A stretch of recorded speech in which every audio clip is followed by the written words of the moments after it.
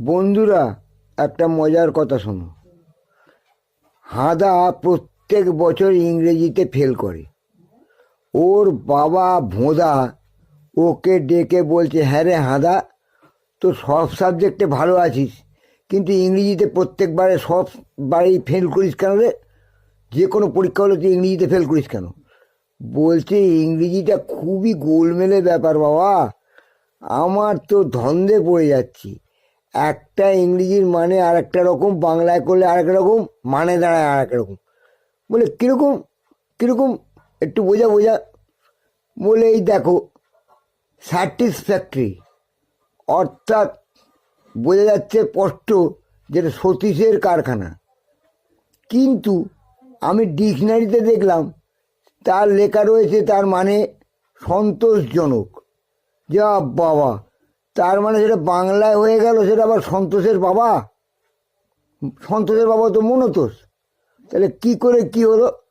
Satisfactory কথাটার মানে যদি সন্তোষজনক হয়, তাহলে বাংলা কথাটার মানে হচ্ছে তো সে সন্তোষের বাবা হয়ে গেল। সন্তোষজনক মানে তো সন্তোষের বাবা, মনতোষ। তাই ধন্দে পড়ে আছি, নানান চিন্তায় আছি।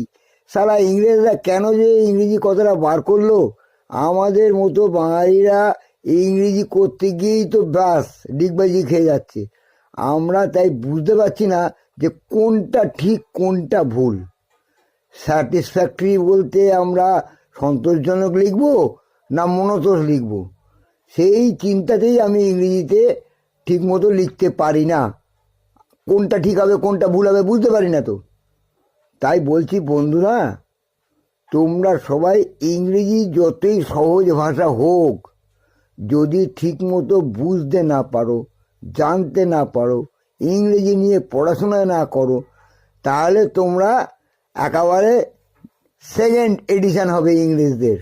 কথায় কথায় ভুল করবে, কথায় কথায় ভুল মানে করবে, জীবনটাই ভুলে চলে যাবে। ভুলে জীবন চলে গেলে ভুলই থেকে যাবে। কারণ এখন ইংরেজিতেই সব কিছু চলছে। অফিসের কাজকর্ম, বইপত্র, লেখাপড়া, সমস্ত কিছুতেই ইংরেজির ভ্যালুটাই 1 নম্বর।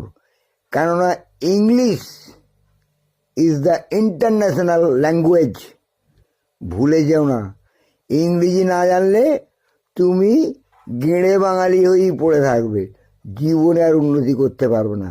তাই বলছি ইংরেজিটা ভালো করে শেখো। ইংরেজিটা ভালো করে শিখে তার প্রকৃত মানে অর্থ বুঝে সঠিক বানানে সেন্টেন্সটা করে লেখো, তুমি সফল হবেই।